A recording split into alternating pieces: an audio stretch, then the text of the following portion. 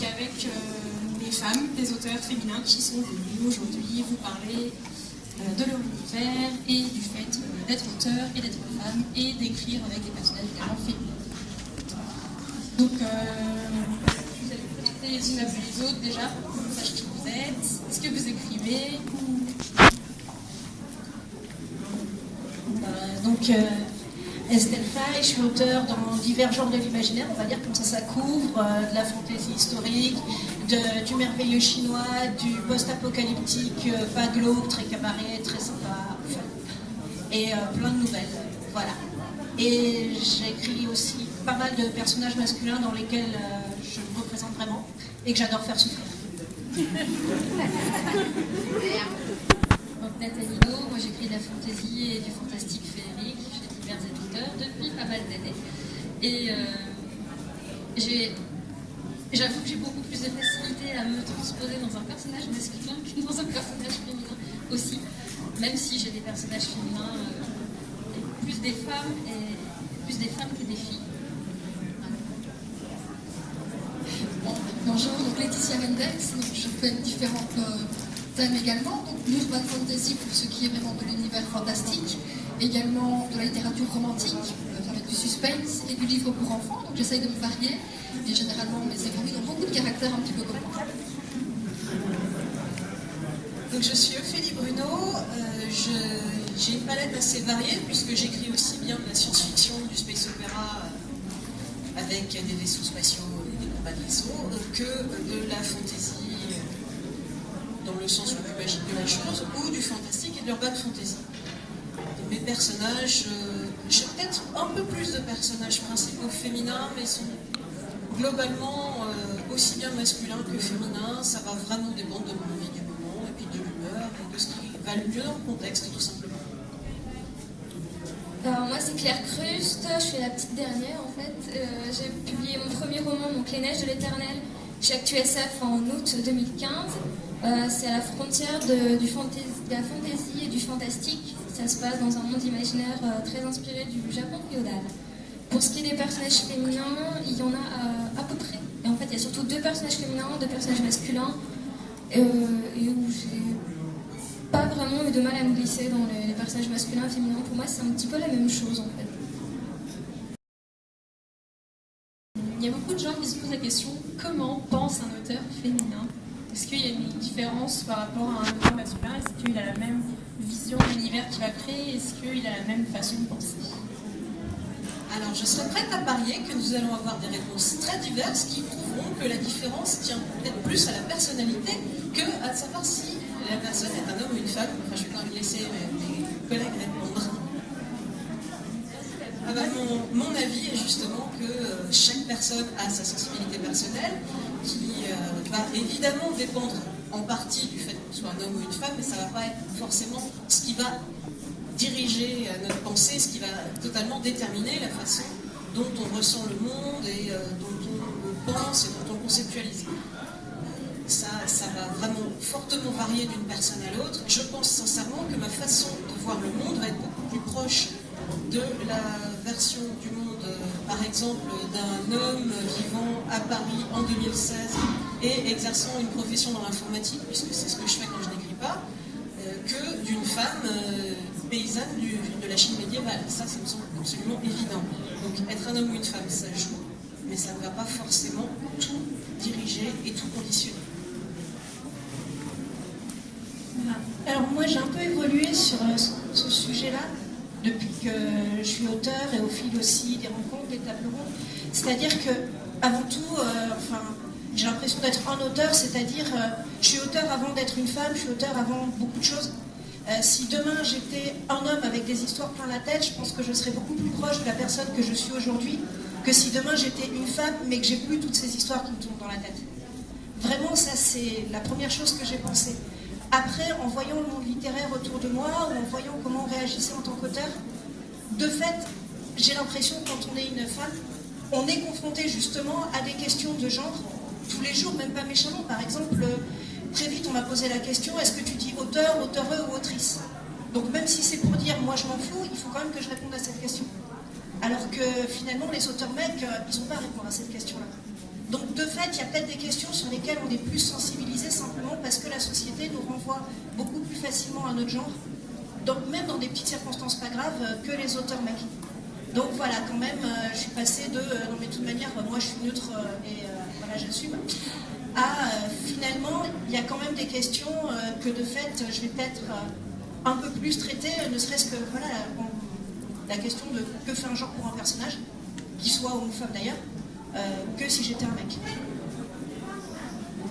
Alors, comment pense un mec quand il écrit? Honnêtement, je ne suis pas un mec, donc est-ce qu'il y a une différence? J'aurais un petit peu de mal à le savoir. De ce que j'ai pu, en discutant avec d'autres justement auteurs masculins, j'ai pas eu l'impression, comme vous disiez, qu'il y a vraiment une grosse différence. La différence repose sur est-ce que je suis du genre à écrire, à planifier mon écriture, à faire des chapitrages, ou est-ce que j'ai tendance à y aller comme ça d'un seul coup? Est-ce que j'écris 10 pages par jour? Est-ce que j'en écris 3? C'est vraiment une question de sensibilité personnelle et pas vraiment de sexe, on va dire. Je ne me suis jamais dit est-ce que j'écris comme une femme ou est-ce que j'écris comme un homme. Après, est-ce que les gens, en voyant par exemple sur la couverture d'un bouquin le nom d'une femme ou le nom d'un homme, va dire ah ben tiens c'est une femme, ça va plutôt être avec des sentiments et des histoires d'amour, et tiens c'est un homme, non ça va être une histoire guerrier. Je ne sais pas, moi en tant que lectrice, je n'ai jamais fait ce rapprochement, mais je peux comprendre qu'il y en a peut-être qui le font. Faudrait vous demander la question à vous en fait. Alors moi à ce sujet j'ai quand même une anecdote qui est qu'un jour sur un salon, un jeune homme s'est approché du stand où je me trouvais, il a regardé un peu mes livres et l'une des quatrièmes de couverture précisait que le personnage principal, qui est un jeune homme, est en couple. Il a tout de suite reposé « Oh là, c'est de l'amour, c'est pas pour moi !» Donc il y a un biais de perception, auteur-femme, personnage en couple, donc ça va forcément être de la romance, double biais. La romance c'est mal et c'est pas pour les hommes. Donc il y a un double biais de perception qui est en fait un faisceau de préjugés qui s'est appliqué sur un roman qui par ailleurs n'est absolument pas une romance. J'ai rien contre les romances, mais ce livre n'en était pas une. Donc voilà, il y a un biais. Effectivement, on va attendre certaines choses de l'auteur-femme, alors que finalement c'est pas forcément ça qui va se trouver dans les livres. Mais moi je pars un petit peu du même principe. Je pense que l'homme et la femme sont différents, même si on ne peut pas faire des préjugés. Et c'est vrai que le côté romantique va pas vraiment tirer l'homme qui va préférer l'action. Et personnellement, pour écrire mes personnages masculins, puisque je suis une femme et j'ai une petite tendance à plus facile d'écrire pour un rôle de fille, en fait j'ai demandé à mon mari de m'expliquer un petit peu comment il réagirait par rapport à une réaction, par rapport à quelque chose que le personnage pourrait vivre, pour voir s'il va dire ça ou bien s'il va penser autrement. Donc en fait, je m'inspire plus d'un homme pour pouvoir écrire, me baser moi-même sur mon vécu à moi, parce que je pense qu'on est différents, que les femmes viennent bien de Vénus et les hommes de Mars ou inversement. Donc voilà, moi je pense qu'on est différents et qu'il faut marquer sa différence et jouer avec. Et même si certaines personnes, certains hommes aiment également une petite histoire d'amour, peut-être pas de la même manière que la femme, en tout cas il ne va pas voir les mêmes points de vue que la femme dans l'histoire d'amour. Alors moi je pense qu'il y a une différence, mais elle n'est pas entre hommes et femmes. Elle est entre personnes qui adhèrent aux valeurs de la société patriarcale et personnes qui n'y adhèrent pas. Donc moi je me sens plus proche d'un homme qui n'y adhère pas que d'une femme qui y adhère. Et du coup, c'est ce qui ressort dans le texte. Voilà, c'est tout ça comme ça. Oui, si je peux me permettre sur un dernier truc, voilà, il y a des auteurs hommes qui ont beaucoup plus de facilité à se représenter dans des femmes. Ne serait-ce que grand exemple, Jean Racine. Flaubert, quand il disait Madame Bovary, c'est moi, et il y a des auteurs femmes qui ont beaucoup plus de facilité à se représenter dans des mecs pour plein de raisons, et voilà, je pense qu'ici on est plusieurs à en faire partie. Est-ce que dans votre expérience d'auteur, on vous a souvent, justement, le fait d'être une femme, les lecteurs, ou soit les lecteurs, quand vous présentez votre livre, ont une attente particulière, justement, parce que vous êtes une femme, et par exemple, quand vous allez lui raconter rapidement, par exemple, le synopsis, est-ce que, voilà, on va vous dire, oui, mais vous êtes une femme, donc vous écrivez, il doit y avoir ça, il doit y avoir ça, il doit y avoir ça. Est-ce que c'est quelque chose que vous avez déjà vécu, des anecdotes là-dessus? Alors en termes d'écriture, pas trop, mais j'ai eu un éditeur qui, au passage d'exercice, pour qui le fait d'être une femme impliquait d'être jeune, bien foutue et habillée comme une actrice de porno, sinon on ne vendait pas de livres. Donc je me suis fait beaucoup reprocher mon âge, ma corpulence, ma silhouette, quoi. Et le fait que j'avais tendance à m'habiller un peu en bas. Voilà. Alors, moi j'ai commencé en étant dans la première collection qui s'appelait la collection Pandore, j'étais de l'avis des éditrices, le mec le plus violent de la collection. Donc les premières attentes que les éditeurs ont eues pour moi en fait, c'est beaucoup plus que j'aille dans les grandes batailles, dans la violence et dans le gore qui tâche. Et évidemment je fais pas que ça, et même finalement mon parcours ça a été de me détacher de ça pour avoir des univers plus variés, pour justement mettre de l'émotion, ce qui n'était pas forcément mon point fort à la base, et pour vraiment aller dans des choses aussi parfois plus sensibles où mes personnages se dévoilaient plus. Et voilà, les attentes des éditeurs, j'ai l'impression des beaucoup plus de mon premier roman que du fait que je sois une femme ou un homme. Moi, ce que j'aime bien au niveau des personnages, c'est que l'homme et la femme soient bien marqués, que la différence de caractère soit bien marquée également, et qu'il y ait des conflits, des ambivalences par rapport aux personnages. Donc, peu importe que je sois une femme, mais c'est vrai que des fois, les lecteurs masculins, si on ne défend pas bien son livre, ils ont peut-être tendance à penser qu'on est plus romantique, plus douce, plus douceur et moins combat, alors que ce n'est pas nécessairement la vérité. On peut très bien mêler les deux.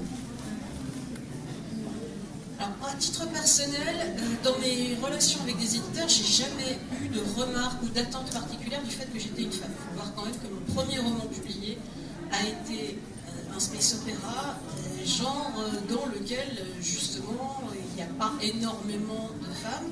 Ça peut être dommage d'ailleurs. Il y en a quelques-unes, mais justement, mon éditeur était quelqu'un qui avait été très fortement marqué par une auteure femme de space opéra. Donc je pense que pour lui c'était clair qu'il n'y avait pas de souci, que j'étais capable d'en écrire.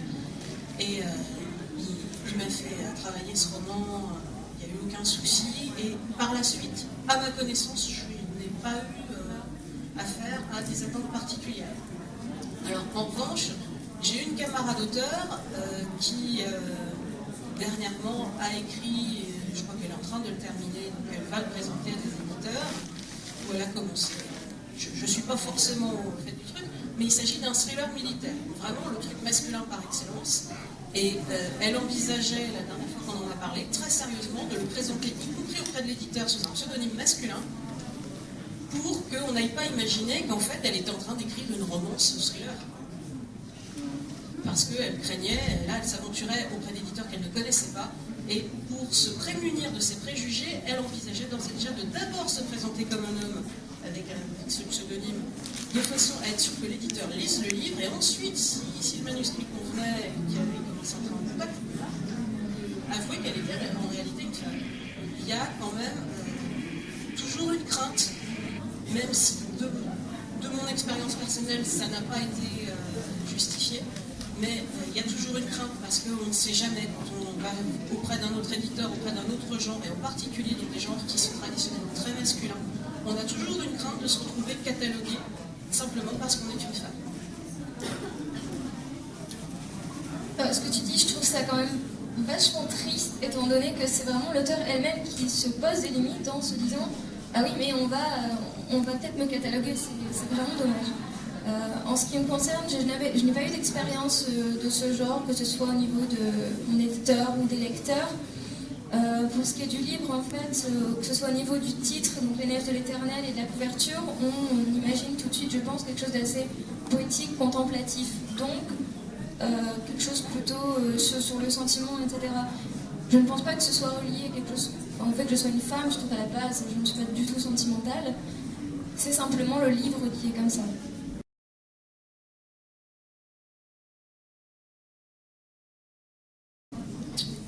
En lisant, moi je lis beaucoup d'imaginaire, et on remarque que les femmes sont quand même très violentes dans leurs romans, parfois même plus que les hommes. Est-ce que c'est votre cas aussi? Est-ce que vous avez l'impression justement d'être plus libérée, mais justement par rapport à ça? Disons, en tout cas, quand... je ne sais pas si c'est vraiment que les femmes sont plus violentes ou autres, je pense que les mecs peuvent l'être aussi. Maintenant, peut-être que un des avantages pour le coup à être une femme, c'est que on a un peu dans l'imaginaire collectif par moment se présupposer que de toute manière tout ce qu'on dit ça va être gentil et mignon, ou en tout cas quand on est enfant il y a tout ça qui joue, et finalement il y a une sorte de blanc-seing qu'on nous donne qui fait qu'on peut aller beaucoup plus loin, et m'amuser avec ça. Maintenant aussi, peut-être que les femmes, disons, vont parfois plus loin dans la violence parce que on croise beaucoup quand même aussi dans le monde actuel, donc de violence physique, une violence physique qu'on dit qui est pas, voilà, qui n'a pas de genre en général, mais à laquelle on peut se retrouver confronté. On a l'impression en tout cas, par exemple, c'est très bête, mais pas tant moi, mais j'ai une cousine qui fait 45 kilos toute mouillée, qui est très rousse, voilà, un peu étrange, petite tête, et elle peut pas aller dans le métro sans se faire alpaguer par quelqu'un. Donc je sais qu'il y a ma cousine qui est super proche de moi qui va avoir de la violence psychologique dès qu'elle sort de chez elle. Donc il y a une sorte de proximité que la société nous donne, c'est pas quelque chose d'inné, c'est juste dans l'acquis des expériences des femmes autour de nous. Il y a peut-être un peu plus cette proximité de la violence parfois, mais je pense pas que ça joue à ce plus quand même. C'est exactement ce que je voulais dire, c'est que quand on est une femme, on a beaucoup plus de chances d'être confrontée à la violence, de l'expérimenter, que ce soit de la violence physique, que ce soit de la violence psychologique, que ce soit dans son couple, que ce soit dans son travail, que ce soit dans la rue avec des inconnus, on y est confronté tout le temps, donc c'est sûr qu'on a beaucoup plus de difficultés, je pense, à la fantasmer, parce qu'on n'a pas besoin de l'imaginer, on la connaît intimement. Donc la mettre en scène, après, c'est facile. C'est facile et je ne pense pas qu'on soit plus violente parce qu'il y a une violence militaire, effectivement, guerrière et tout, qui n'est pas forcément celle que nous, on va mettre en scène. Mais enfin voilà, je n'ai pas forcément envie d'en parler plus. Je pense que les hommes, ils ont leurs muscles, ils savent se défendre en se battant. Maintenant, les femmes, elles peuvent un petit peu compenser le manque de muscles et compenser avec les mots. Donc, elles peuvent effectivement, même en littérature, parfois être plus violentes et plus hard qu'un homme. En tout cas, avoir plus de facilité de le faire, maintenant au niveau psychologique, au niveau finesse, qu'un homme va plutôt traduire ce qui est bagarre, ce qui est lutte, alors que la femme sera peut-être un petit peu plus précise et un peu plus piquante. Alors, moi, on m'a beaucoup reproché sur mes premiers textes d'être trop gentille avec mes personnages, de ne pas assez les faire souffrir. Ça, c'est quand même quelque chose. C'est vrai que j'ai des romans, surtout les premiers, dans lesquels il y a très peu de morts, il n'y a pas de scène de torture, voilà. Même les combats de vaisseaux se terminent assez bien, donc il faut dire qu'il y a une très forte différence de puissance entre les deux factions en face, et l'une capitule très vite devant la force de l'autre, il y a juste besoin d'une petite démonstration, et puis c'est plié. Donc je me suis appliquée à être une bonne élève, et du coup, dans mes derniers romans, eh bien, en gros on m'a dit, si tu ne fais pas souffrir tes personnages, ils n'auront pas de relief. Il faut les tordre pour savoir ce qu'ils ont dans le ventre. Donc je m'applique, je suis une bonne élève et je fais davantage souffrir mes personnages maintenant, mais ce n'est absolument pas quelque chose d'inné chez moi. Je suis quelqu'un qui supporte extrêmement mal la souffrance, que ce soit la mienne ou celle des autres. Mais bon, je m'applique. Il paraît qu'il faut faire souffrir les personnages, donc je les fais souffrir. Aujourd'hui, il y a peut-être une volonté aussi, enfin, c'est juste une hypothèse, un ressenti de ma part. Comme avant, on avait le stéréotype de la fille douce, etc. Mais c'est devenu presque badass de faire une fille justement qui sait se battre, qui etc. par exemple. Et que justement, c'est presque devenu un réflexe de dire ah ben non, mes personnages féminins, ils ne vont pas être doux, ils ne vont pas être gentils, alors que il y a aussi des filles quand même qui sont douces et gentilles et qui sont sentimentales, forcément, et des garçons qui sont aussi sentimentaux, et des garçons qui sont forts, tout dépend, et du coup un réflexe comme ça de faire au contraire une fille qui doit forcément avoir beaucoup de caractère, qui doit savoir forcément s'imposer, sinon on a l'impression qu'on va nous dire ah oui mais t'as encore pris un stéréotype, c'est une fille, donc forcément elle est sentimentale. Alors que pas forcément, hein. D'ailleurs la fille elle peut être aussi à la fois sentimentale et à la fois badass. Juste pour venir sur ce que disait Laetitia sur les corpulences physiques des personnages, moi ça fait partie du jeu de cartes de départ du personnage, mais c'est pas forcément quelque chose qui va être caractéristique d'une femme ou d'un homme. Je veux dire, j'ai un personnage féminin qui fait 45 kilos toute mouillée, qui est inspiré de la fameuse cousine de tout à l'heure. Et effectivement, elle va pas prendre de grandes épées pour aller tuer des armées de barbares. Voilà, c'est un gros spoiler. Mais par ailleurs, là dans le roman que je suis en train d'écrire, j'ai un personnage de mec qui a une vie super protégée, qui est un clerc qui a vraiment jamais touché à la moindre violence physique. Et lui, quand il va se retrouver projeté dans un monde très physique et très violent, finalement, il va être aussi désarmé que la fameuse fille de 45 kilos. Et même plus, parce qu'elle a une très grande force morale que lui n'a pas au début du roman. Donc voilà, c'est les cartes de début, et vraiment, le fait que ça soit un homme ou une femme, c'est qu'une petite partie de ces cartes-là, et c'est pas forcément ce qui va décider de leur physique entièrement.